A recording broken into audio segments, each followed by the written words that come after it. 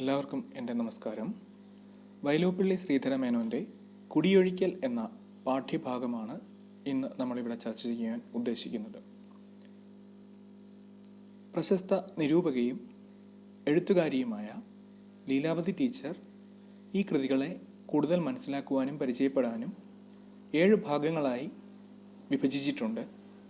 ആ വിഭജനം തന്നെയാണ് ഈ ചർച്ചകൾക്കും നമ്മൾ ഉപയോഗിക്കുന്നത്.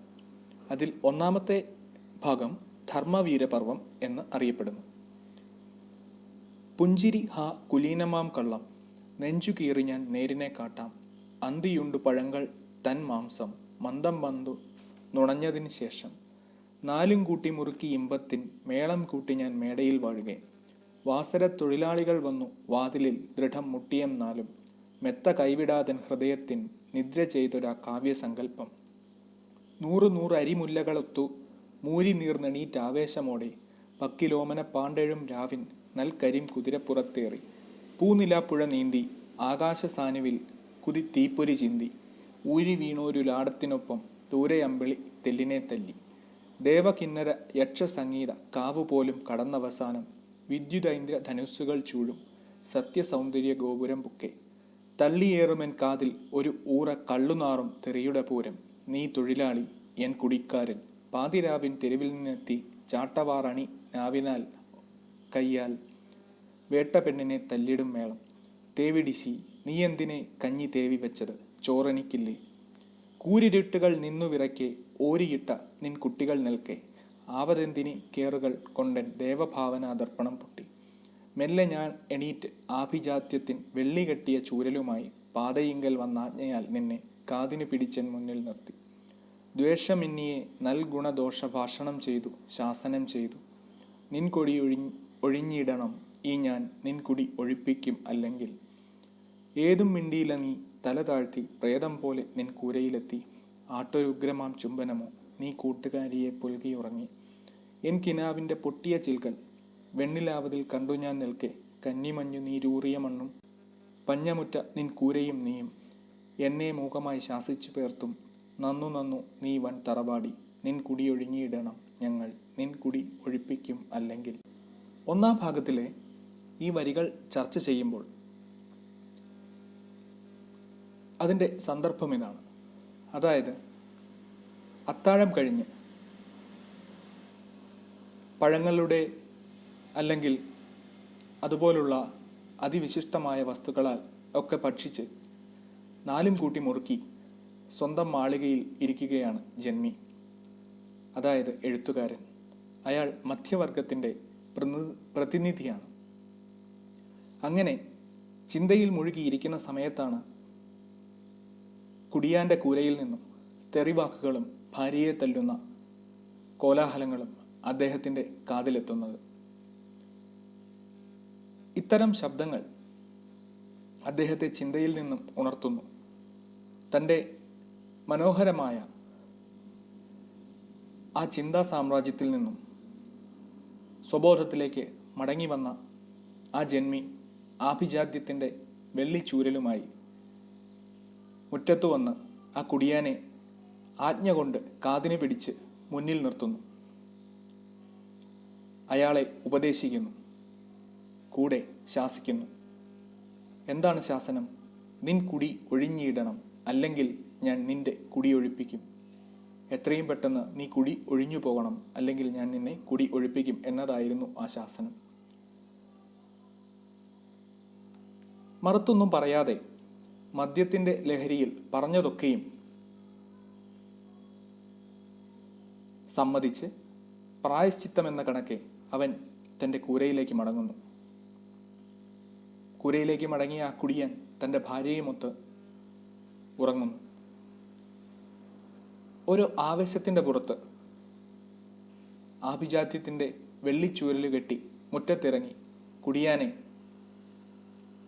ശാസിച്ച അല്ലെങ്കിൽ ഉപദേശിച്ച സത്യദർശന പടുവായ കവിക്ക് അതിൻ്റെ മറുവശത്തെക്കുറിച്ചും ചിന്തയുണ്ടാവുന്നു.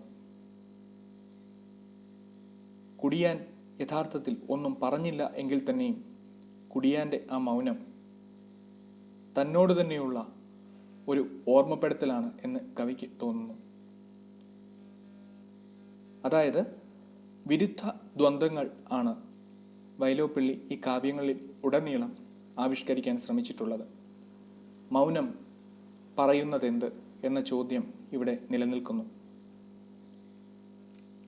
അതുകൊണ്ട് കുടിയാൻ്റെ മൗനം വാചാലമായി കവിക്ക് അനുഭവപ്പെടുകയാണ്. അയാൾ ഒന്നും പറഞ്ഞില്ല എങ്കിലും നീയും കുടി ഒഴിഞ്ഞിടണം, അല്ലെങ്കിൽ നിന്റെ കുടി ഞങ്ങൾ ഒഴിപ്പിക്കും എന്ന് കുടിയാൻ തന്നോട് പറഞ്ഞതായി കവിക്ക് തോന്നുന്നു. അതായത് സുഖഭോഗത്തിൽ മയങ്ങിയിരിക്കുന്ന ആ മധ്യവർഗത്തിലെ ഉന്നത സ്ഥാനീയരെ, അല്ലെങ്കിൽ ആ മധ്യവർഗത്തിലെ ആളുകളെ തൊഴിലാളികൾ സംഘടിച്ച് അവരുടെ ആ സുഖലോലുപതകളുടെ അടിത്തറ ഇളക്കും എന്ന് ആ കുടിയാൻ പറഞ്ഞതായി കവിക്ക്, അല്ലെങ്കിൽ ആ മധ്യവർഗത്തിൻ്റെ പ്രതിനിധിയായ ആ ജന്മിക്ക് തോന്നുകയാണ്. അതാണ് ഒന്നാം ഭാഗത്തിൻ്റെ അർത്ഥം. വൈലോപ്പിള്ളിയുടെ കുടിയൊഴിക്കലിൻ്റെ രണ്ടാം ഭാഗം ധർമ്മരോഷപർവം എന്ന ഈ ഭാഗത്തിൻ്റെ വരികൾ നമുക്ക് ഒന്ന് ചൊല്ലി നോക്കാം. പട്ടടയ്ക്കായി മൂഢഹാസത്തിൻ പട്ടിൽ ഞാൻ പൊതിഞ്ഞ് എന്തിനു വയ്പ്പൂ, നേരുമിന്നി തിളങ്ങുമൻ ചിത്തം ചോര ചിന്നി തുറന്നു ഞാൻ കാട്ടാം. മെയ്യനങ്ങാത്ത വേലകൾ ചെയ്തു മെല്ലെ അന്തിയിൽ ഞാൻ ഗൃഹം പൂക്കി, വെള്ളിവാർ മണിത്താലികളാട്ടി വെള്ളില നിറ പുള്ളികൾ കാട്ടി, തുള്ളിടുന്നൊരൻ പയ്യനു പച്ച പുള്ളി കുത്തിയ പുല്ലെടുത്തേകി, ഉല്ലസത അങ്കലാവണ്യമോളം തല്ലിടു മണിത്താട തലോടി, അല്പമാത്രം വിയർത്തൊരൻ തോളിൽ ദർഭനാവിൻ്റെ നന്ദികളേൽക്കി, കേട്ടു ഞാനൻ പടിപ്പുരയുടെ തേട്ടി വന്നിടും നിൻ പ്രതിഷേധം. നീ തൊഴിലാളി, എൻ കുടിക്കാരൻ, നീതി എന്നിയെ നീട്ടിടും ക്രോധം. ദുഷ്പ്രഭു പുലയാടികൾ പാർക്കും ഇപ്പുരക്കിടിവെട്ട് കൊള്ളട്ടെ, ബോധമറ്റ കടന്നലെ നീയൻ മാതൃസോദരി മാരെയോ കുത്തി. വൃത്തി വെൺകളിയിട്ടൊരൻ ഗേഹ ഭിത്തി നിന്നു തരിച്ചു വിറക്കെ, തൂണു മുഷ്ടി ചുരുട്ടവേ സാന്ധ്യത്തൂ നിലാവൾ വിളക്ക അഗ്നിജ്വലിക്കെ.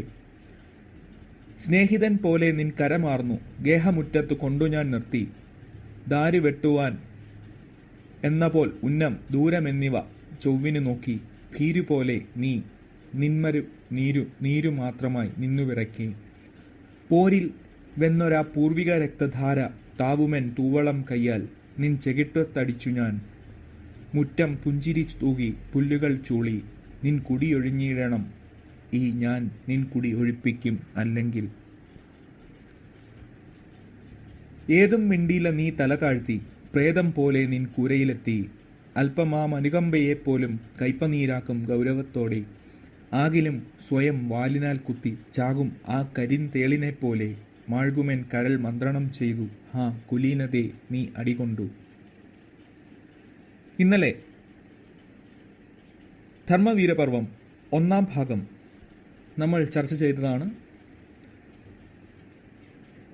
കവി തൻ്റെ ഭാവനാലോകത്ത് മുഴുകിയിരുന്ന സമയത്ത് തൻ്റെ കുടിയാൻ്റെ അസഭ്യവാക്കുകൾ കേട്ട് അസ്വസ്ഥനാവുകയും കുടിയാനെ തൻ്റെ അടുത്ത് വിളിച്ച് ശാസിക്കുകയും ചെയ്യുന്നു. മറുത്തൊന്നും പറയാതെ അയാൾ തൻ്റെ കൂരയിലേക്ക് മടങ്ങും. എന്നാൽ കുടിയാൻ്റെ ഈ മൗനം അത് തന്നോട് തന്നെ കുടിയാൻ പറയുന്ന വാക്കുകളായിട്ടാണ് കവിക്ക് തോന്നുന്നത്. നീ ഒരു നാൾ കുടിയൊഴിയേണ്ടി വരും, ഞങ്ങൾ നിന്റെ കുടിയൊഴിപ്പിക്കും എന്നായിരുന്നു ആ ധ്വനി. ഒന്നാം ഭാഗത്തിൻ്റെ ധ്വനി അങ്ങനെയായിരുന്നു എങ്കിൽ രണ്ടാം ഭാഗത്തിൽ എന്താണ് അർത്ഥമാക്കുന്നത് എന്ന് നോക്കാം. ഈ കാവ്യത്തിൽ കവി മധ്യമ വർഗത്തിൻ്റെ പ്രതിനിധിയാണ്. അയാൾ തൻ്റെ ആഡംബരത്തിൽ മുഴുകുകയും സമൂഹത്തിലെ ഉന്നത സ്ഥാനം അഭിമാനത്തോടെ കൈയാളുന്നവനുമാണ്. അങ്ങനെയുള്ള ആ കവി ആ മുതലാളിത്തത്തിൻ്റെ എല്ലാ ആഡംബരവും അനുഭവിക്കുന്നതോടൊപ്പം മനസ്സുകൊണ്ട് തൊഴിലാളിയുടെ കഷ്ടതകൾക്ക് ഒപ്പമാണ്. ആ ഒരു ആത്മാർത്ഥത കൊണ്ടാണ് അയാൾ തൻ്റെ മനസ്സിലുള്ള കാര്യങ്ങൾ അനുവാചകരുടെ മുന്നിലേക്ക് തുറന്നു കാട്ടുന്നത്.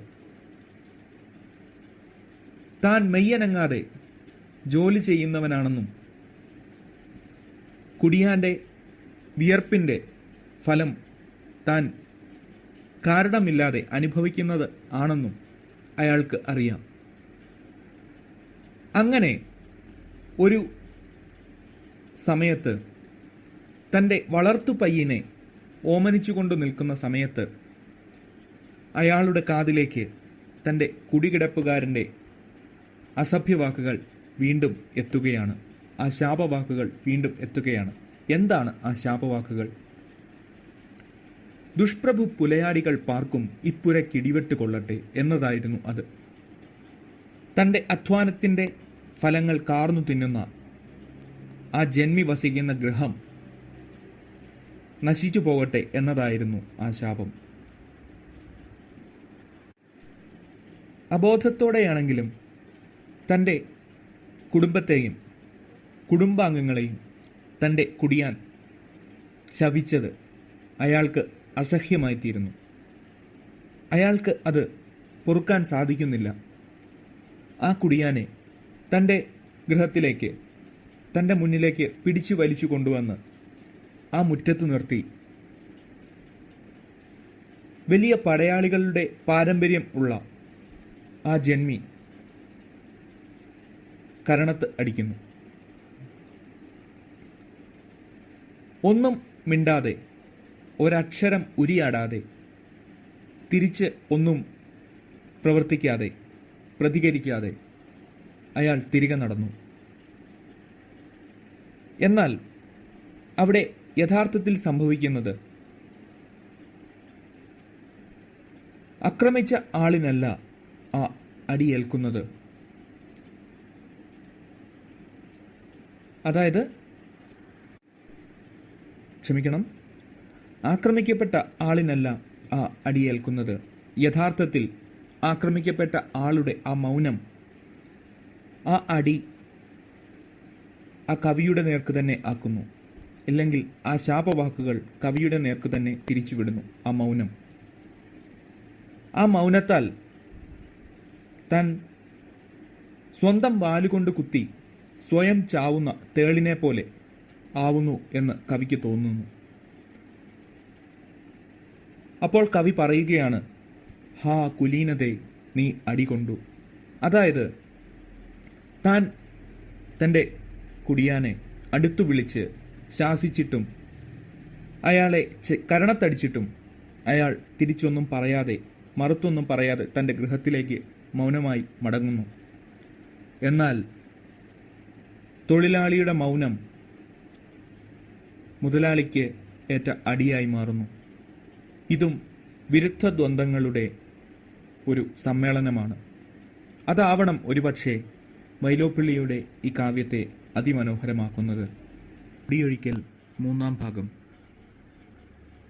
മാരിമഞ്ഞു വെയിലുകൾ മാറി മാറി മാറ്റുകളേറ്റുകയാലെ ആൺമ തേടിന മുണ്ടകൻ പാടത്താൺ മെരുവിനാൽ വാസനിക്കുമ്പോൾ, വേനലിൻ മധുവാൽ ഹൃദയത്തിൻ തേനടകൾ നിറഞ്ഞു വിങ്ങുമ്പോൾ, അന്നു കണ്ടു ഞാൻ ശ്യാമമാം ഗ്രാമമണ്ണു പെറ്റൊര പെൺകൊടിയാളെ. പുന്നപൈനുകൾ പൂവിട്ടു താരാച്ഛന്നമാകും ഇടവഴിയിലൂടെ, ആടിനേകാൻ പടർന്ന പാൽവള്ളി തേടി വേലിതൾ ചൂടി നടക്കെ, കുങ്കുമപ്പൂവറുക്കാൻ താൻ ഞാനൻ കരളിൽ കയറി നിന്നോളെ. ഞാൻ അരുളി ഒരാദ്യ സമ്മാനം മാനവായ്പാൽ തിരസ്കരിച്ചാലും, പാദമണ്ണിൽ തിരിച്ചറിഞ്ഞെൻ്റെ പാദമുദ്രയെ പാർത്തു നിന്നോളെ. പഷ്മളങ്ങളാം കൺമണികളിലേതോ ദുഃഖഭാവ നിഴൽപ്പെടുവോളെ. ഹാ വിഷാദമതേതു വിദൂര പൂർവജന്മ പുനസ്മൃതിയാവോ. നാട്ടുമാവുകൾ തോറുമേ തെക്കൻ കാറ്റുവാസന തീയരിക്കെ, നീലവെണ്ണിൽ നിന്ന് 1000 മുല്ലമാല ഞാലും ഓ ആതിരരാവിൽ. ധന്യനാം ഇടപ്പള്ളിയിലെ ഗാനകിന്നരന്റെ കവിതകൾ പാടി കന്യമാരുമായി എന്നയൽവക്കിൽ കൈ കൊട്ടിക്കളിച്ചതിന് നേരം, എന്നുടെ ഒച്ച കേട്ടുവോ വേറിട്ടെന്നു എന്നു പിറ്റേന്ന് ചോദിക്കുവോളെ. ചുറ്റുപാടുമേ ചെമ്പനീർ പൂക്കൾ എത്ര ചാടുവീർപ്പിട്ടു നിന്നാലും ഒട്ടും ആഗ്രഹമെന്നിയെ പാട്ടിൻ പട്ടുനൂല് നൂറ്റന്നറയ്ക്കുള്ളിൽ പെട്ടുവാണുരൻ ഭാവനപത്ര പട്ടമേന്തിടും ഭ്രാന്തിനെപ്പോലെ മീൻ കഴുകിയ വെള്ളത്തിൽ വച്ച തേൻ കദളിയിൽ എന്തിനു പൂകി ഓമലോട് ഞാൻ ഓതിനേൻ ഇന്നൊരോണ മഞ്ഞക്കിളിയെ ഞാൻ കണ്ടുതൻ മറുപടി ആയവൾ തൂകി വെൺമുറുവലിൻ മാധുരി മാത്രം എന്മകളെ ഇതെന്തൊരു ഭംഗി എന്നു ചൊല്ലി പ്രകൃതിയാം ദേവി ഓമനിച്ചൊരു നുള്ളിയ പോലുള്ള നുണക്കുഴി ഉമ്മയാജിക്ക് വീണത്തൻ കുടം പോലാ നിതംബം വീണുരുമുന്ന വേണീകദംബം വാരി ഞാനെൻ്റെ മാറില ലജ്ജാ കോരകങ്ങളെ സ്പന്ദിതമാക്കി ഉമ്മവച്ചൻ ചെറുപൊടി രോമ ചെമ്മി എന്നെ തൽച്ചെന്നിയിൽ ചുണ്ടിൽ അശ്രുനീരോ ചെറുതുമിനീരോ നിശ്രുതമായി നിറഞ്ഞൊരാ കണ്ണിൽ കൊയ്ത്തുനെല്ലിൻ പുതുമണം ആദ്യ പെയ്ത്തുമണ്ണിൻ പരിമളപൂരം കൂകിയൻ ഗളനാളിയിൽ ആദിശാഖി തൊട്ടെഴും കോകിലമെല്ലാം ആ വിശുദ്ധയോ മണ്ണിൽ നിന്നോതി ആശയുണ്ടെനിക്കെന്നത് മാത്രം താണവർഗത്തിലാകിലും സ്വച്ഛമാനസ ഗ്രാമപുഷ്പമേ നിന്നെ മോതിരക്കൈ പിടിച്ചു ഞാൻ ഏറ്റവും മേധുരപ്രേമമെൻ്റെ നാഗത്തിൻ മാറുമാ ദർശനശുദ്ധിതൻ മുന്നിൽ മാനവക്കെടുനീതികളെല്ലാം ആരുമാരുമേ കണ്ടീല രാഗോദാര കൂജന രമ്യമാരംഗം ലോല കാമുകനാം കുരുത്തോലവാലനും നീലവാനനവുമന്യേ അല്ല പോലായത് ഗൂഢം ദുർലളിതനാം നീ തൊഴിലാളി രോമഹർഷാഭിരാമയായി പോമൻ ഓമലിൻ നേർക്കെറിയും ചെയ്താൽ പീറ ജീവിത വെറ്റിലയിന്മേൽ 100 തേച്ചിടും നിൻ പരിഹാസം പൊൻപണത്തിന് മാനത്തെ വിറ്റു നിൻ വയർ നീ നിറയ്ക്കണോ ബാലെ പ്രാകൃത നിന്നെ ഞാൻ പ്രഹരിക്കിൽ ലോകമൊക്കെയും ആ ധ്വനി കേൾക്കും എൻ ഹൃദയ കഠാരിയെ നിന്റെ ചങ്കിലാഴ്ത്തി തറപ്പു ഞാൻ നീച്ച നേരിതെങ്കിലും ഈറയിൽ നിന്നു മാറി നിന്നു ഞാനൻ മനം ചേറി മൂർഖനാണവൻ പക്ഷയ കൊള്ളിവാക്കിലില്ലയോ വാസ്തവനാളം ഇന്നു തൽ ചെറുനിന്ദനമെന്നിൽ ചെന്നിനായകം ചേർത്തിരിക്കുമ്പോൾ നാളെ എങ്ങനെ മർത്യകങ്കാള പാളിമ കൂവിടും പാതയിലൂടെ ഓമനക്കൈ പിടിച്ചു ഞാനെത്തും പ്രേമധീരനായൻ്റെ നാഗത്തിൻ ചഞ്ചലിപ്പൂ ഞാനിപ്പോഴേ രാഗവഞ്ചനത്തിന് യുക്തികൾ കാണുന്നു എന്നെ ഇഷ്ടപ്പെടുന്ന താത്തൈ ഇന്നന്തരംഗമല്ലർത്ഥദാരിദ്ര്യം അന്തരംഗമാണിതെന്നിരുന്നാലേ അന്തരംഗം അതും അസ്ഥിരതാളം കന്യമാർക്കു നവാനുരാഗങ്ങൾ കമ്രശോണ സ്ഫടിത വളകൾ ഒന്നു പൊട്ടിയാൽ മറ്റൊന്നിവണ്ണ മുന്നറിയിപ്പു ഞാൻ തത്വനിരകൾ മറ്റു പൂച്ചെടി ചെന്നു തിന്നാനൻ കൊറ്റനാടിനുണ്ടെപ്പോഴേ മോഹം എങ്കിലെന്തേ കെടുത്തീ നീ ചെന്ന പെൺകിടാവിനെ ആദർശവാനെ ചെറ്റയാം വിടൻ ഞാൻ ഇനിമേൽ കഷ്ടമെങ്ങനെ കണ്ണാടി നോക്കും. ഇങ്ങനെയാണ് മൂന്നാം ഭാഗത്തിലെ കവിത പോകുന്നത്. ഇനി നമുക്ക് ഇതിൻ്റെ അർത്ഥം മനസ്സിലാക്കാം.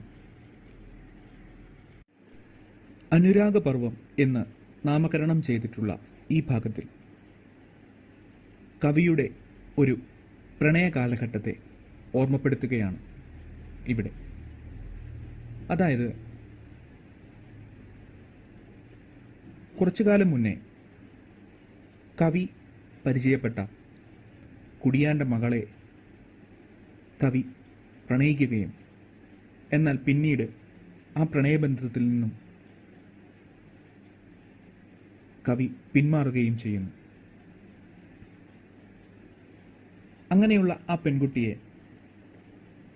അല്ലെങ്കിൽ അവളുമായി അനുരാഗബദ്ധരായി പോകുന്ന ആ സന്ദർഭത്തെ അയാൾ വിവരിച്ചിരിക്കുന്നത് ഇങ്ങനെയാണ്.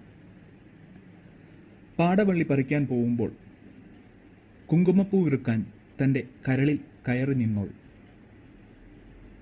അങ്ങനെ കവിയുടെ മനസ്സിലേക്ക് കടന്നു ചെന്ന ആ പെൺകുട്ടി അവളുടെ കണ്ണുകളിൽ ദുഃഖത്തിൻ്റെ നീല നിറം പടർന്നു നിന്നിരുന്നു. അത് അവളുടെ മനോഹാരിത വർദ്ധിപ്പിച്ചു. മറ്റു പെൺകുട്ടികളോടൊപ്പം കൈകൊട്ടി കളിച്ച് എൻ്റെ ഒച്ച വേറിട്ട് കേട്ടുവോ എന്ന് അവൾ കവിയോട് ചോദിക്കുന്നു. മണലിൽ പതിഞ്ഞ കവിയുടെ കാലടിപ്പാദങ്ങൾ അവൾ തിരിച്ചറിയുന്നു. അവൾ അയാളെ പൂർണ്ണമായി വിശ്വസിക്കുകയായിരുന്നു. എന്നാൽ അയാൾ അവളെ ചതിക്കുകയായിരുന്നു. പണ്ടുകാലത്തെ മുതലാളി വർഗം തൊഴിലാളി വർഗത്തെ ചൂഷണം ചെയ്യുന്ന രീതിയിൽ നിന്നും വ്യത്യസ്തമായി ആയിട്ടായിരുന്നു അയാൾ അവളെ ചൂഷണം ചെയ്തത്. എന്തെന്ന് വെച്ചാൽ, അവളെ പ്രണയിക്കുമ്പോൾ തികഞ്ഞ ആത്മാർത്ഥതയോടുകൂടിയാണ് കവി അവളെ പ്രണയിക്കുന്നത്. എന്നാൽ പിന്നീട് അധികാരത്തിൻ്റെ മത്തുപിടിച്ച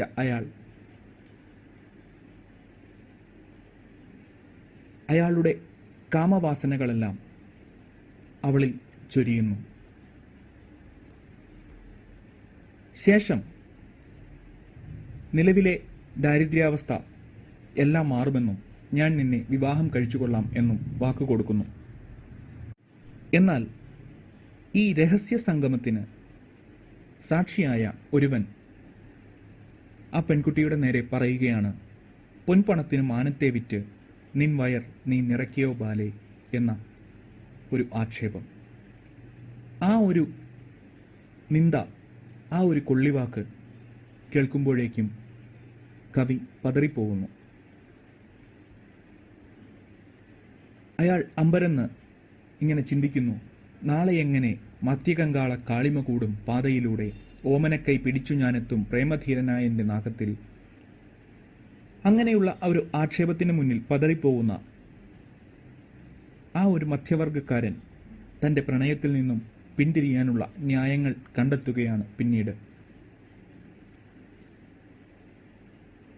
അവളുടെ മനസ്സല്ല തന്നെ ആഗ്രഹിക്കുന്നത്, അവളുടെ ദാരിദ്ര്യമാണ് അതിന് അവളെ പ്രേരിപ്പിക്കുന്നത് എന്ന യുക്തി അയാൾ കണ്ടെത്തുന്നു. കന്യകമാർക്ക് പുതിയ പുതിയ അനുരാഗങ്ങൾ സ്ഫടിക വളകളെ പോലെയാണ് എന്ന് അയാൾ യുക്തി കണ്ടെത്തുന്നു. ഒന്ന് പൊട്ടിയാൽ മറ്റൊരു വള. തൻ്റെ ചതിയെ, അവളോടുള്ള വഞ്ചനയെ വെള്ള പൂശുന്നതിനുള്ള കവിയുടെ ശ്രമങ്ങൾ ഇവിടെ കാണാം.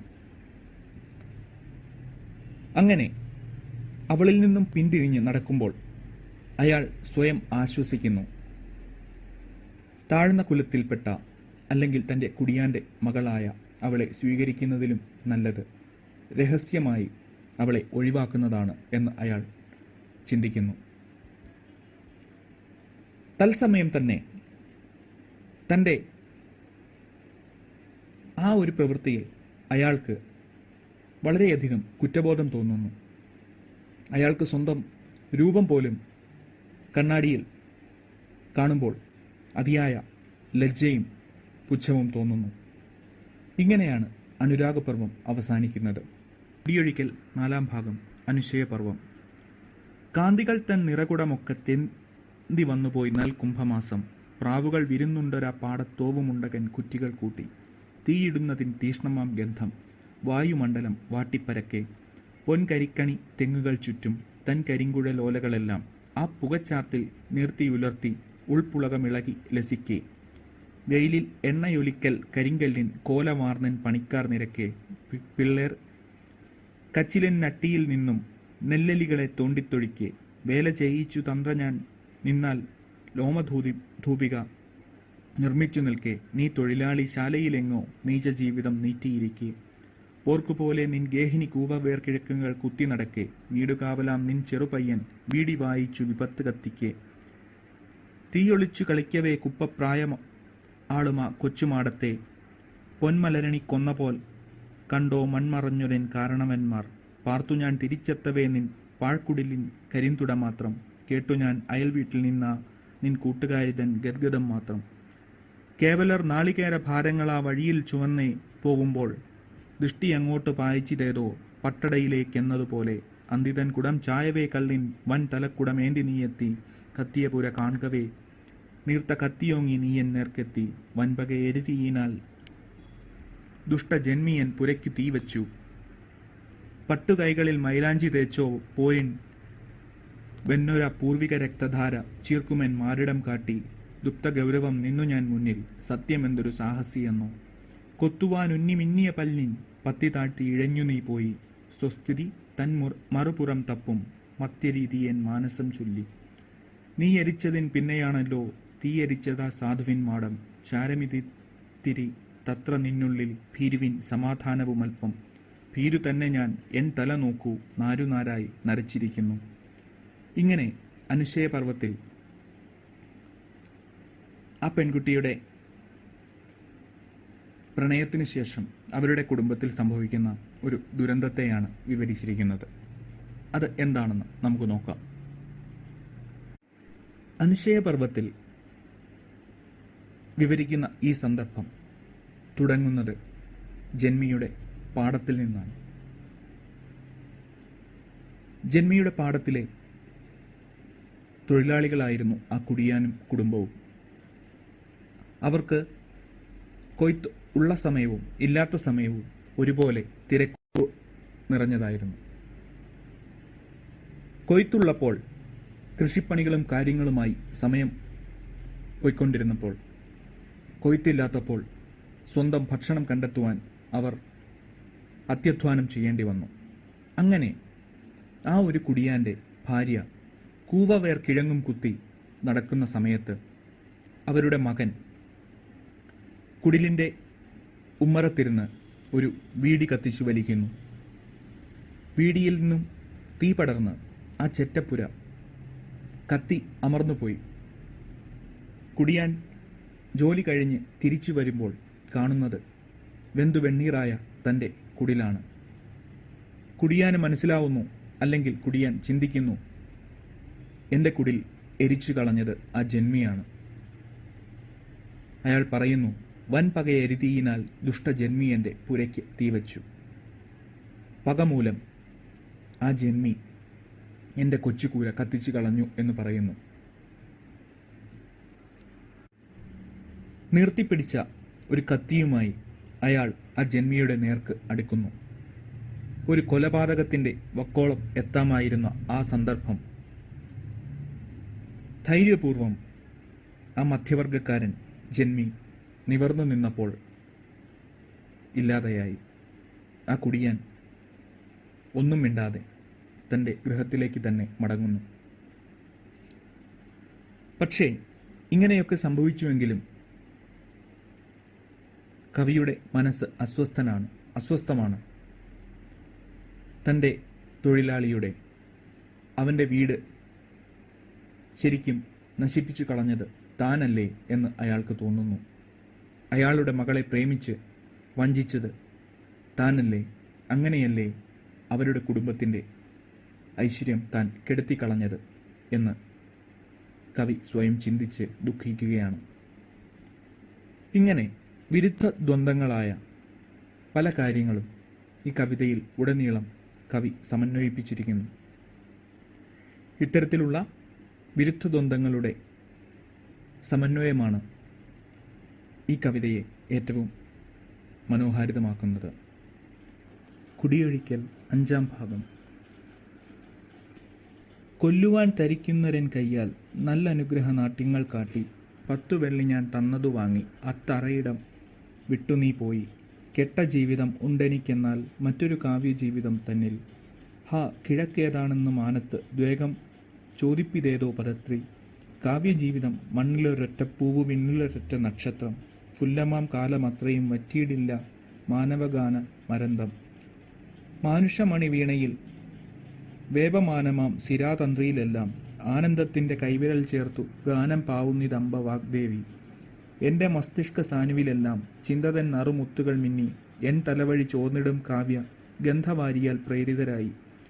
ലോലപത്രം വരികയാം വിദ്വലോകമത്തലോകം കദംബം. ഹേ മഹാശയ കീർത്തനം പിന്നെ ക്ഷേമകൂജനം യാചനാഹസ്തം.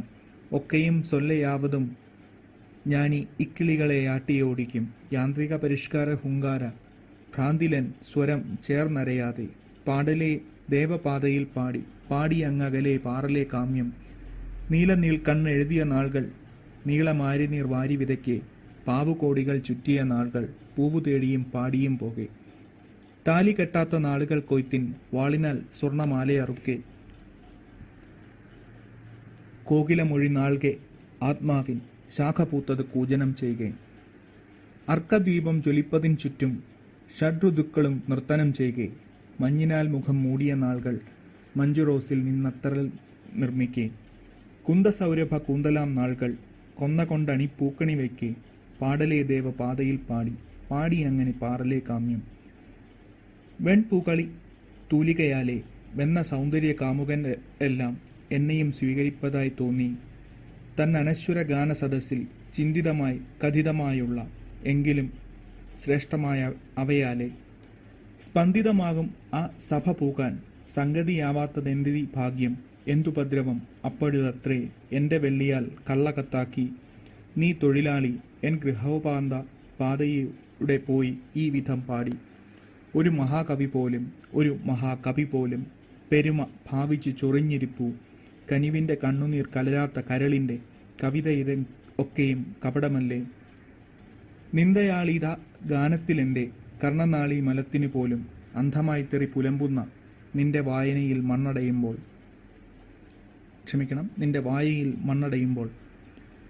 അന്തരീക്ഷത്തിൽ അന്നുമുലാവും എൻ്റെ നാവും ഞാനാവും കിനാവും എങ്കിലും കതിച്ചിടുകയായി എൻ കരളും ആ ഗായകന്മാരും. പോകടോ നീ കവിയല്ല പ്രാകൃതനാണ് സാഹിത്യകാരൻ. ഇതാണ് 5-ാം ഭാഗത്തെ കാവ്യഭാഗം. ഇനി നമുക്ക് അതിൻ്റെ അർത്ഥം പരിശോധിക്കാം.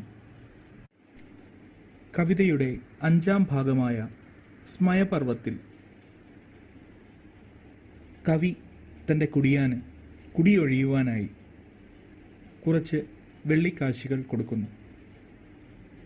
ആ 10 വെള്ളിക്കാശുകൊണ്ട് അവൻ പോയി മദ്യം സേവിക്കുന്നു. അയാൾ ആ കാശുകൊണ്ട് പുതിയ ഒരു കിടപ്പാടം തരപ്പെടുത്തുമെന്നും തന്നെ വിട്ട് ഒഴിയുമെന്നും ചിന്തിക്കുന്ന ആ കവിയുടെ പ്രതീക്ഷകൾ അസ്ഥാനത്താവുന്നു. കവി അയാളുടെ പ്രവൃത്തിയാൽ വീണ്ടും വീണ്ടും നിന്ദിക്കപ്പെട്ടിരിക്കുന്നു. താൻ ഒരു നശിച്ച ജീവിതത്തിൻ്റെ പരിഹാസപാത്രമാണ് എന്ന് കവിക്ക് തോന്നുന്നു. ആ തോന്നൽ അയാളെ കുത്തിനോവിക്കുന്നു. അത് കാവ്യശകലമായി പറഞ്ഞിരിക്കുന്നത് ഇങ്ങനെയാണ്: കെട്ട ജീവിതം ഉണ്ടെനിക്കെന്നാൽ മറ്റൊരു കാവ്യജീവിതം മഞ്ഞിൽ. വീണ്ടും കവി തൻ്റെ സ്വപ്നത്തിലേക്ക് ഊളിയിടുന്നു.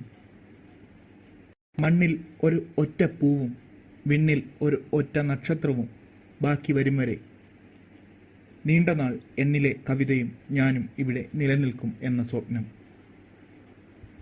പക്ഷേ ഈ ഒരു സ്വപ്നാടനം അധിക സമയം നീണ്ടു നിൽക്കുന്നില്ല. കുടിയാൻ മദ്യം സേവിച്ച് മടങ്ങി വരുന്ന വഴി വീണ്ടും അസഭ്യവാക്കുകൾ പറയുന്നു. ആ അസഭ്യവാക്കുകൾ കവിയെ വീണ്ടും സ്വപ്നത്തിൽ നിന്ന് ഉണർത്തുന്നു. യാഥാർത്ഥ്യത്തിലേക്ക് കവി വീണ്ടും മടങ്ങി വരുന്നു. കുടിയാൻ പറയുന്നു, ഒരു മഹാകവി പോലും കനിവിൻ്റെ കണ്ണുനീർ കലരാത്ത കരളിൻ്റെ കവിത ഇതൊക്കെയും കപടമല്ലേ എന്ന് കുടിയാൻ്റെ ചോദ്യം. അയാളുടെ അസഭ്യവാക്കുകൾ കവിക്ക് ഒരേ സമയം അസ്വസ്ഥതയുളവാക്കുന്നു. എന്നാൽ അവയൊക്കെയും സത്യമല്ലേ എന്ന് കവിക്ക് തന്നെ തോന്നുന്നു.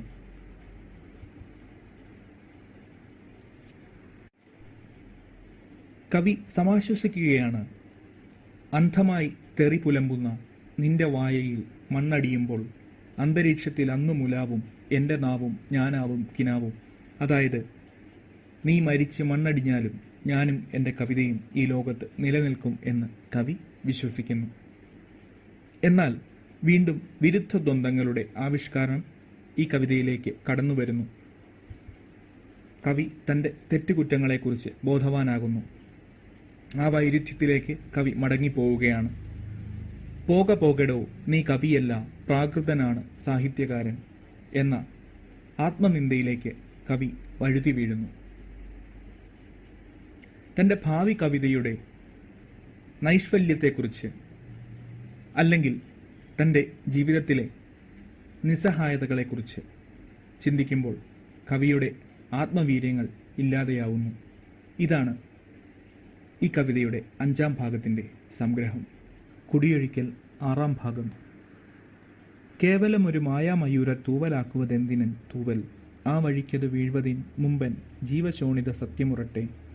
പോകുമാടുകളൊക്കെയും നോക്കി പ്രാകുമാവിധം നീ തൊഴിലാളി പുഞ്ചവക്കിൽ പെരുമഴി പൂട്ടിൽ നിൻ ചെറുകുടിൽ കുത്തിക്കൊരുത്തു പാരിടം പുറം തള്ളിയ കോടക്കാറണികളാൽ വാനലറുമ്പോൾ കെൽപ്പഴും തരുശാഖികൾ കാറ്റിൻ മൽപ്പിടുത്തം പൊറാഞ്ഞു പൊട്ടുമ്പോൾ നീൾപ്പരമ്പിനാൽ മാരി ഇരുട്ടിൻ കാപ്പിരികളെ ആഞ്ഞു തല്ലുമ്പോൾ പൊങ്ങിയ കുലത്തെങ്ങിന് ഇടിവെട്ടാൻ ചെങ്കനൽ ചോര ചീറ്റി നിൽക്കുമ്പോൾ ആറുതോടുകൾ കൈക്കുകൈ കോർത്തിട്ടാഴിയെ വിളിച്ചാർത്തുപായുമ്പോൾ ആ ഹൃദയമേ ഞാനെത്തി നിൽപ്പൂ ഗേഹശൂന്യനെ പോലെയാ രാവിൽ നീ തൊഴിലാളി ചൂളിക്കിടക്കും നീ ചടയ്ക്കാ പോലുള്ളൊരാ മണ്ണിൽ കാറിരമ്പുന്നു മിന്നലാൻ വാനിൽ കാരിരുമ്പ് ഉറ ഉജ്ജ്വലിക്കുന്നു എന്തു കാറല്ല മിന്നലല്ലേതോ പന്തമാളും പടയണിഘോഷം കൂകിയാർപ്പിട്ടു കാളികൂളന്മാർ കൂരിരുട്ടിന്റെ കാടിളക്കുന്നു എന്തു കൊള്ളയോ മേടകൾ ചുറ്റും വെന്തു പൊങ്ങുന്നു തീ തിളയ്ക്കുന്നു മുക്തകണ്ഠമലമറ കൂട്ടി വസ്ത്രമെന്നിയെ മർത്യരോടുന്നു ക്ഷിപ്രമിങ്ങോട്ടടുക്കുന്നു ഗർജിച്ച പ്രചണ്ഡ ഭസ്മാസുര സംഘം എങ്ങു നിങ്ങൾ അഭേദന്മാരെ എൻ ഹൃദയ ഭരദേവതമാരെ എൻ ഗൃഹ ഭരദേവതമാരെ ഓടുവാൻ ഞാനുഴന്നാലും ഈയൻ കൂടു നീങ്ങുന്നീ എന്തഭിശാപം വിസ്മയമത ചുറ്റിലും മണ്ണിൻ വിസ്മൃത ശ്മശാനങ്ങളിൽ നിന്നും നൂണു പൊന്തുന്നു പന്തവുമേന്തി ഞാൻ അറിയുവോർ ഞാൻ അറിയാത്തോർ തുണ്ടുചങ്ങല തൂങ്ങിടും കൈകൾ കണ്ഠപാശം കുരുത്ത ഗർഭങ്ങൾ ഒട്ടിയറ്റ വയറുകൾ തല്ലാൽ പൊട്ടി രക്തമൊലിക്കും തലകൾ ഭൂതവർത്തമാനങ്ങൾ തൻ ഗൂഢപ്രേതശാല തൻ അസ്ഥികൂടങ്ങൾ ഒന്നടക്കമായി ചേരുന്നു ചെന്നാ വന്നടുക്കുമത അലാത സംഘത്തിൽ ആ മനുഷ്യപ്രവാഹത്തിലുണ്ട് എന്നോമലാളല്ലലു നിണയക്ഷി ഉണ്ടു നീ തൊഴിലാളിയും കള്ളിൻ തൊണ്ടുമായി ചുട്ടെരിച്ചതിൻ മുൻപിൽ ആളിതാ എന്ന് നീ ആ കാളിടും പന്തമെൻ നേർക്കു ചൂണ്ടി ആവിയായി തൻ പ്രാണൻ നമ്മട്ടിൽ കൂവിയാർത്തു ആ കുൽസിത സംഘം എങ്ങനെയോ പറഞ്ഞു ഞാൻ ഞങ്ങൾ നിങ്ങളെ സ്നേഹിപ്പെന്നും വേറെ എന്തെനിക്കു ലക്ഷ്യമെൻ മാറുകീറി ഞാൻ എടുത്തൻ കരൽ കാട്ടി തുപ്പിയൻ നോമലായതിൽ നീയോ നിർഭര സ്പന്ദമായതു വാങ്ങി തൊണ്ടുകള്ളിൽ പിഴിഞ്ഞതിൻ രക്തം കണ്ഠഗോളമിളകെ കുടിച്ചു ചൊല്ലിതാനും വെള്ളമില്ലാതെ കള്ളമിന്നെൻ്റെ കള്ളിൽ ഞാൻ ചേർത്തു പൊട്ടിയാർത്തു ചിരിച്ചു നീ മാനത്തട്ടഹാസങ്ങൾ മാറ്റൊലിക്കൊണ്ടു വീണു ഞാൻ പോയിതെന്നെ ചവിട്ടി മാനുഷ്യവ്യൂഹം കാലപ്രവാഹം അപ്രവാഹത്തിലൂഴിയെമ്പാടും അബ്ധിപോൽ തിര തല്ലി ഇരമ്പി ചേറുമണ്ണായി അഴിഞ്ഞിതൻ മാംസം ചോര നീരലിഞ്ഞു ഉറനീരായി പാരിനെപ്പോഴും തൽപരിക്ഷുബ്ധ മാറിലെ കിതപ്പാറിലെന്നോ മാറിൽ നിന്നെൻ്റെ ചുറ്റിലും നിന്നു നൂറു ചീവീടുകൾ പാടി. ഇങ്ങനെ ആറാം ഭാഗം ആയ ഭയപർവം കാവ്യം അവസാനിക്കുന്നു. ഒരു ഭാഗം കൂടിയുണ്ട്.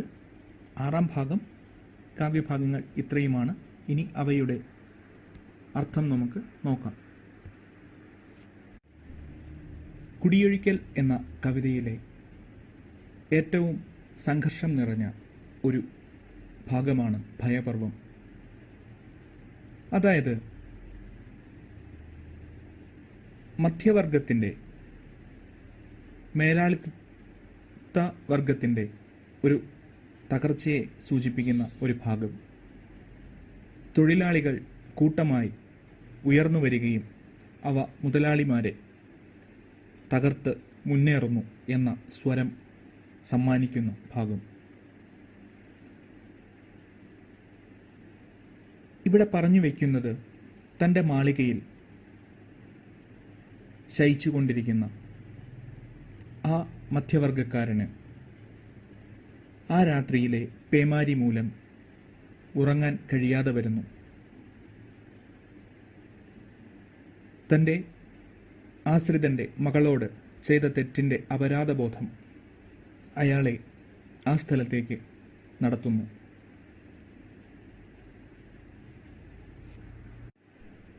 ആകാശത്തു നിന്നും പുറന്തള്ളപ്പെടുന്ന കോടക്കാറണികളെ കൊണ്ട് ആകാശം അലറി വിളിക്കുന്നു. കൊടുങ്കാറ്റ് വീശുമ്പോൾ മരങ്ങളുടെ കൊമ്പുകൾ പൊട്ടി വീഴുന്നു. മഴവെള്ള ചൂരലുകൊണ്ട് ഇരുട്ടിൻ്റെ കാപ്പിരികളെ ആഞ്ഞു തല്ലുന്നു. ഉയർന്നു പൊങ്ങിയ കുലത്തെങ്ങ് ഇടിവെട്ടേറ്റ് കനൽച്ചോര ചീറ്റി നിൽക്കുന്നു. പുഴകളും തോടുകളും കൈകോർത്ത് പിടിച്ച് ആഴിയെ വിളിച്ച് ആർത്തുപായുന്നു. ഇങ്ങനെയൊക്കെ തൊഴിലാളി വർഗത്തിൻ്റെ ഉയർച്ചയെയും മുതലാളിത്തത്തിൻ്റെ പതനത്തെയും കവി ആവിഷ്കരിക്കുന്നു. ഇങ്ങനെ വളരെ ഭീതിതമായ ഒരു സന്ദർഭത്തിൽ ഇവയൊക്കെയും വീക്ഷിച്ചുകൊണ്ട് നിൽക്കുന്ന കവി വളരെയധികം ഭയചകിതനാവുന്നു. അവരിൽ ചിലർ തൻ്റെ നേർക്ക് ആർത്ത് അടുക്കുന്നു എന്ന് കവി മനസ്സിലാക്കുന്നു. ആ സംഘത്തിലേക്ക് തനിക്ക് അറിയുന്നതും അറിയാത്തവരുമായി അനേകം പേർ ഉയർന്നു വരുന്നു എന്ന് കവി തിരിച്ചറിയുന്നു. അവർ മണ്ണിൽ നിന്നും ഉയർത്ത് എഴുന്നേറ്റ് വരുന്നവരാണ്. മുതലാളിത്ത വർഗത്തിൻ്റെ പീഡനങ്ങളും ചൂഷണങ്ങളും ഏറ്റ് മണ്ണടിഞ്ഞു പോയവരുടെ ഉയർത്ത് എഴുന്നേൽപ്പ് ആയിരുന്നു അവ. ആ സംഘത്തിൻ്റെ കൂടെ താൻ പ്രണയിച്ച് വഞ്ചിച്ച ആ തൊഴിലാളിയുടെ മക്കളും ആ തൊഴിലാളിയും ഒക്കെയും ഉണ്ടായിരുന്നു. ഞാൻ നിങ്ങളെ സ്നേഹിക്കുന്നവനാണ് എന്ന് അവരോട് തൻ്റെ ഉള്ളം തുറന്നു പറയാൻ കവി നിർബന്ധിതനാവുന്നു. തെളിവിനായി സ്വന്തം മാറുകീറി ഹൃദയം എടുത്തു കാട്ടുന്നു. എന്നാൽ അവർ ആ നാട്യത്തെ വിശ്വസിച്ചില്ല. താൻ പ്രണയിച്ച് വഞ്ചിച്ച ആ പെൺകുടി അവൾ ആ തുറന്ന മാറിലേക്ക് നീട്ടിത്തുപ്പുന്നു. ആ ഹൃദയമെടുത്ത് രക്തം തൊണ്ടുകള്ളിൽ പിഴിഞ്ഞു ചേർത്ത് ആ തൊഴിലാളി കുടുകുടെ കുടിക്കുന്നു. ഹാ, വെള്ളമില്ലാത്ത കള്ളം ഇന്നെൻ്റെ കള്ളിൽ ഞാൻ ചേർത്തു എന്ന് പറയുന്നു. ആ മുതലാളിയെ ചവിട്ടിയരച്ച് ആ മനുഷ്യവ്യൂഹം കടന്നുപോകുന്നു. ഇങ്ങനെ വർഗസമരം വിജയത്തിലേക്കും മുതലാളിത്തം തകർന്നു വീഴുന്നതിൻ്റെയും ലക്ഷണങ്ങളാണ് ഈ കാവ്യഭാഗത്തിൽ പറഞ്ഞു വച്ചിരിക്കുന്നത്. തൻ്റെ മനസ്സിലുള്ള തോന്നലുകളെ പ്രകാശിപ്പിക്കുന്നതിനോടൊപ്പം തൊഴിലാളികളുടെ നന്മയും അഭ്യുദയവും കവി ഇവിടെ ആശംസിക്കുകയാണ്. രണ്ടാം ഭാഗം, ചീവീടുകളുടെ പാട്ട്. കർണശൂലമോ പാടുന്നു പക്ഷേ മണ്ണിൽ നിന്നു ചീവീടുകൾ നീളെ, വെന്നു നീ തൊഴിലാളി പുലർന്നു നിന്നുദാരമാം ശ്രാവണമാസം. പേച്ചെഴുതിയ അത് ഒക്കെയും മണ്ണിൽ മായ്ച്ചെഴുതി നവയുഗഹസ്തം.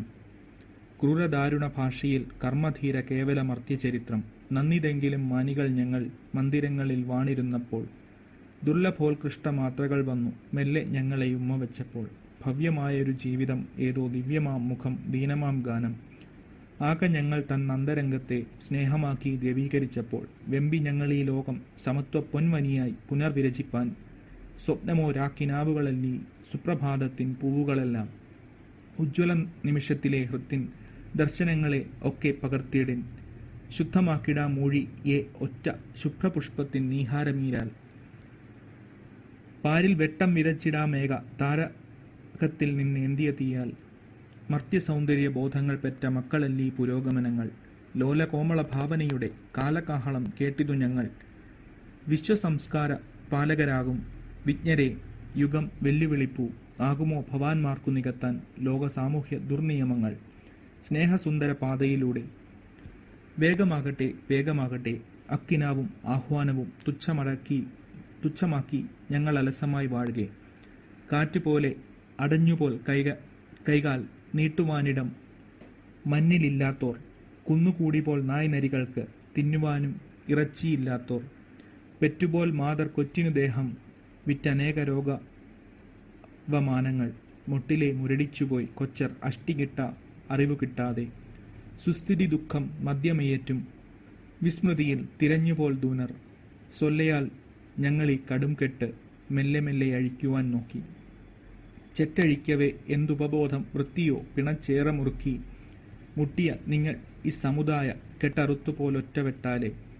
താണ് നാമാതി മാനുഷരോളം വീണു ഞങ്ങൾ ഹാ വെന്നിതു നിങ്ങൾ. കുറ്റമാർക്കിതിൽ പോംവഴി പക്ഷേ മറ്റൊരു വിധമായിരുന്നെങ്കിൽ. മർത്യലോക മഹിമ പുലർത്താൻ പറ്റിയ വിധമായിരുന്നെങ്കിൽ. നന്നു നിങ്ങൾ ഉയർന്നിത് വീണ്ടും നവ്യലോക വ്യവസ്ഥിതി തീർപ്പാൻ. ഉച്ചനീചത്വം അറ്റ അഭിമാനം ഉച്ഛസിക്കും ഉരുക്കു മനുഷ്യർ. സംഘടിക്കെ പ്രകൃതി തൻ നാനാ സമ്പദോഹങ്ങൾ ചൂഷണം ചെയ്കെ ആ വഴിത്താര തന്നിരുവക്കിൽ ആകെ വിസ്മൃതി മൂടിയ മണ്ണിൽ ഉല്ലസിക്കുന്നു വെയിലാലിരട്ടി വെള്ളപൂശിയ വാസഗേഹങ്ങൾ, തത്തപാടുന്ന പാടങ്ങൾ, യന്ത്രശക്തി പെറ്റലറിയിടും ഇടങ്ങൾ, മർത്യമാനസ സ്പന്ദനതാളം വിസ്തരിക്കും കലാനിലയങ്ങൾ. നിസ്വമല്ലാതെ ശക്തിയിൽ ചേർത്തു സുസ്വതന്ത്രമാം ചാരുതയെങ്ങും ഭാഗ്യ കുരുന്നുകൾ ഏന്തും ജീവിതത്തിൻ കിശാലവാടത്തിൻ വത്സല നിഴലാർന്നു വാർദ്ധക്യം വിശ്രമിക്കുന്ന പൂങ്കാവനങ്ങൾ ഇന്നുമെങ്കിലും പാടുന്നു നീളെ മണ്ണിൽ നിന്നു മണ്ണട്ടകൾ ഞങ്ങൾ.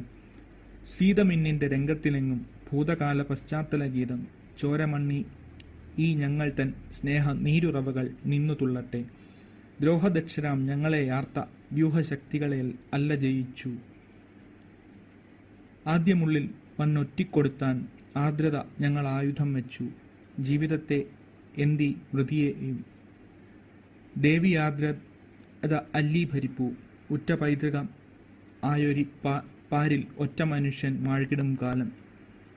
നിദ്ര ചെയ്വീല നിത്യശാന്തിക്കായി മൃത്യുവിൻ മടി പൂകിയൊരാറ്റും.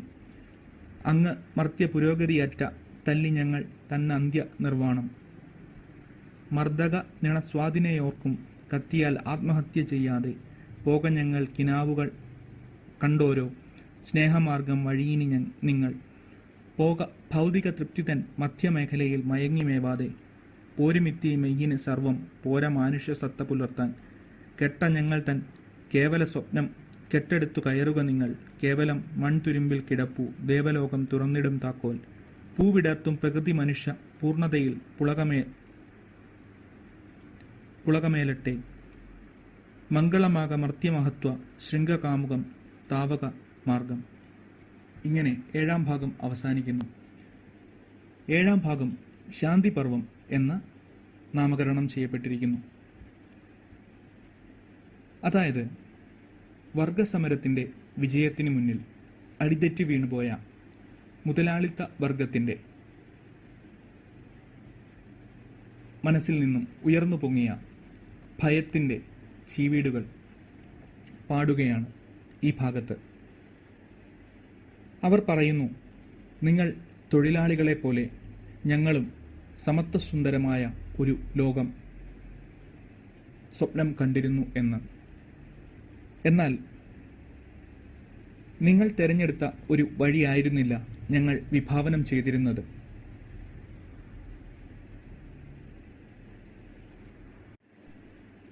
വിജയത്തിനു വേണ്ടി ലക്ഷ്യവും മാർഗവും ശുദ്ധമായിരിക്കണം എന്ന് ഞങ്ങൾ വിചാരിച്ചു.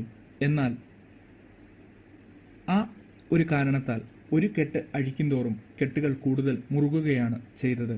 എന്നാൽ നിങ്ങൾ തൊഴിലാളികളാവട്ടെ ഒറ്റവെട്ടിന് ആ കെട്ടുകൾ മുറിച്ചു കളഞ്ഞു. നിങ്ങൾ ലക്ഷ്യത്തിൽ മാത്രമേ ശ്രദ്ധ കേന്ദ്രീകരിച്ചിരുന്നുള്ളൂ, മാർഗത്തിൽ നിങ്ങൾ ശ്രദ്ധ കേന്ദ്രീകരിച്ചിരുന്നില്ല. ഏതു മാർഗത്തിലൂടെ ആണെങ്കിലും ആ ലക്ഷ്യം നേടണമെന്നേ നിങ്ങൾക്ക് ഉണ്ടായിരുന്നുള്ളൂ. മനുഷ്യവർഗത്തിന്റെ പുരോഗതിക്ക് മഹിമ പുലർത്താൻ പറ്റിയ മാർഗത്തിലൂടെ മാത്രമേ ലക്ഷ്യം നേടാവൂ എന്ന് മുതലാളിത്ത വർഗം വിഭാവനം ചെയ്തിരുന്നു. തൻ്റെ മാനസിക മൂല്യത്തിൻ്റെ ഒരു സ്മാരകം പണിത് ഉയർത്തുവാൻ കവി ഈ കവിതയിലൂടെ ശ്രമിക്കുകയാണ്. തോറ്റുപോയതിൽ ഞങ്ങൾക്ക് തെല്ലും ദുഃഖമില്ല. ഞങ്ങളുടെ മനസ്സിൻ്റെ ആർദ്രതയാണ് ഞങ്ങളെ നിങ്ങൾക്ക് മുന്നിൽ കീഴടങ്ങുവാൻ പ്രേരിപ്പിച്ചത്. അതുകൊണ്ട് ഞങ്ങൾക്ക് പറയുവാൻ ഒന്നേയുള്ളൂ, നിങ്ങൾ ഞങ്ങളുടെ വഴിയിലൂടെ മുന്നേറുക, അല്ലെങ്കിൽ ഞങ്ങൾ സ്വപ്നം കണ്ട ആ വഴിയിലൂടെ നിങ്ങൾ മുന്നേറുക. അങ്ങനെ ലോകസമത്വത്തിനും സമാധാനത്തിനും ആശംസകൾ നേർന്നുകൊണ്ട് കാവ്യം ഇവിടെ അവസാനിക്കുകയാണ്. രക്തരഹിതമായ ഒരു വിപ്ലവത്തിൻ്റെ മാർഗമാണ് വൈലോപ്പിള്ളി ഈ കവിതയിലൂടെ വിപ്ലവകാരികൾക്ക് പകർന്നു കൊടുക്കുന്നത്. ഇതോടുകൂടി കുടിയൊഴിക്കൽ എന്ന കാവ്യഭാഗവുമായി ബന്ധപ്പെട്ട ചർച്ചകൾ അവസാനിക്കുകയാണ്. മറ്റൊരു പാഠഭാഗവുമായി മറ്റൊരു ക്ലാസ്സിൽ നമുക്ക് വീണ്ടും കാണാം.